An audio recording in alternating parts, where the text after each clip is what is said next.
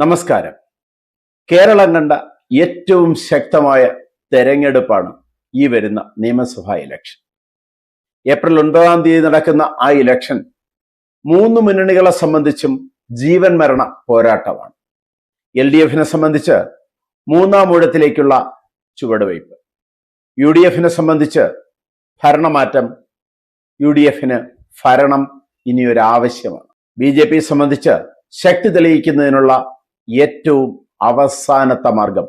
ഇപ്പോൾ ശക്തി തെളിയിക്കാൻ കഴിഞ്ഞില്ലെങ്കിൽ ഇനിയില്ല എന്നൊരവസ്ഥയിലേക്ക് BJPയും.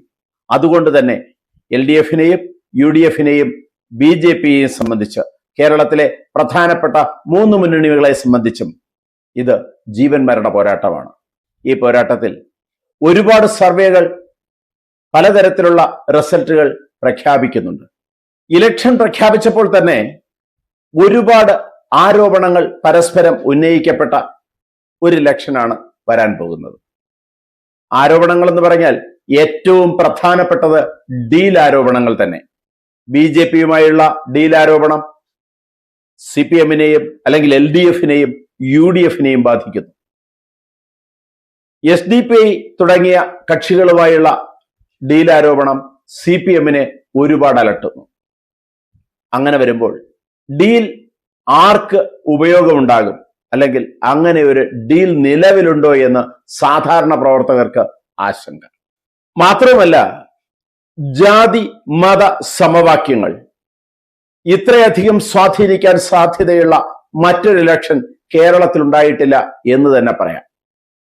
കാരണം ശബരിമല വിഷയങ്ങൾ, SDPയുമായുള്ള ബന്ധം തുടങ്ങി ഒരുപാട് വിഷയങ്ങളിൽ ജാതി മത സമവാക്യങ്ങൾ ഈ ഇലക്ഷനെ ബാധിക്കാൻ സാധ്യതയുണ്ട്.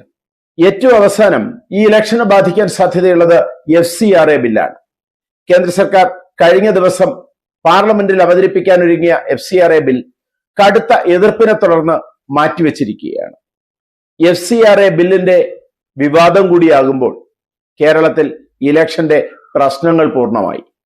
FCRA ബില്ലും കേരളത്തിൽ ഇലക്ഷനെ സ്വാധീനിക്കാൻ ഒരുപാട് സാധ്യതയുള്ളതാണ്. അങ്ങനെ വരുമ്പോൾ കേരളത്തിൽ പ്രവചനം അസാധ്യമായ ഒരു സാഹചര്യമാണ് ഈ ഇലക്ഷന് ഉണ്ടായിരിക്കുന്നത്. എന്നാലും ഈ ഇലക്ഷന് ആര് വിജയിക്കും, ഏത് മുന്നണി കേരളം ഭരിക്കും എന്ന് നോക്കുമ്പോൾ UDF കൂടുതൽ സാധ്യത. ഏത് മുന്നണിക്കാണ് കേരളത്തിൽ അധികാരം കിട്ടുക, പ്രതിപക്ഷത്താര്, BJPക്ക് എത്ര സീറ്റുകൾ? കേരളത്തിൽ ഓരോ വോട്ടറുടെയും മനസ്സിലുണ്ടാകുന്ന ചിന്ത ഇതാണ്. ഈ കനത്ത പോരാട്ടത്തിനൊടുവിൽ UDF അധികാരത്തിലെത്തും എന്ന് തന്നെയാണ് വിശ്വസിക്കുന്നത്. കാരണം മറ്റൊന്നുമല്ല, ഇപ്പോഴുള്ള ഭരണവിരുദ്ധ വികാരം UDF സഹായിക്കും. 100 സീറ്റ് വരെ നേടാൻ സാധ്യതയുണ്ടായിരുന്ന UDF പിറകോട്ട് വലിച്ചത് തമ്മിലടി തന്നെയാണ്. MP മാർക്ക് MLA ആകാൻ മത്സരിക്കണം, എല്ലാവർക്കും മുഖ്യമന്ത്രിയാകണം, എല്ലാവർക്കും ആഭ്യന്തരമന്ത്രിയാകണം. തമ്മിൽ പിണക്കങ്ങളും പടല പിണക്കങ്ങളും UDF ഒരുപാട് ബാധിച്ചു. സാധാരണ ജനങ്ങൾ അത് അവജ്ഞയോടെ നോക്കിക്കണ്ടു. എന്നിരുന്നാലും ഭരണവിരുദ്ധ വികാരത്തിന്റെ തോളിലേറി UDF എത്താൻ സാധ്യതയുണ്ട് ഭരണത്തിലേക്ക്. വടക്കൻ കേരളത്തിൽ UDF വൻ മുന്നേറ്റം ഉണ്ടാകും എന്ന് തന്നെയാണ് നിരീക്ഷകർ പ്രവചിക്കുന്നത്. മധ്യ കേരളത്തിൽ താരതമ്യേന ശക്തമായ സ്ഥിതിയുമുണ്ട്. ഈ രണ്ട് പ്രദേശങ്ങളും ഉൾക്കൊള്ളുമ്പോൾ UDF ഏകദേശം 65 മുതൽ 80 വരെ സീറ്റുകൾ നേടാൻ കഴിയും എന്ന് തന്നെയാണ് സർവേ ഫലങ്ങളെല്ലാം വ്യക്തമാക്കുന്നത്. ഒപ്പം രാഷ്ട്രീയ നിരീക്ഷകരുടെ അഭിപ്രായവും അത് തന്നെയാണ്. UDF 65 മുതൽ 80 വരെ സീറ്റ് നേടി അധികാരത്തിൽ വന്നേക്കാം. എന്നാൽ 100 സീറ്റിൽ നിലനിൽക്കുന്ന LDF ആവശ്യമായ 71 സീറ്റിൽ നിന്നും താഴേക്ക് കൊണ്ടുവരിക UDF പിടിപ്പത് പണിയാണ്. അതിനുള്ള മുന്നേറ്റം അവർ നടത്തുന്നുണ്ട്, അതിനുള്ള ശ്രമം അവർ നടത്തുന്നുണ്ട്. LDF സംബന്ധിച്ച് ഭരണവിരുദ്ധ വികാരം തിരിച്ചടിക്കുന്നുണ്ട്. ശബരിമല വിഷയവും ശബരിമല സ്ത്രീ പ്രവേശനം ഉൾപ്പെടെയുള്ള ഒരുപാട് വിഷയങ്ങൾ LDF തിരിച്ചടിക്കും.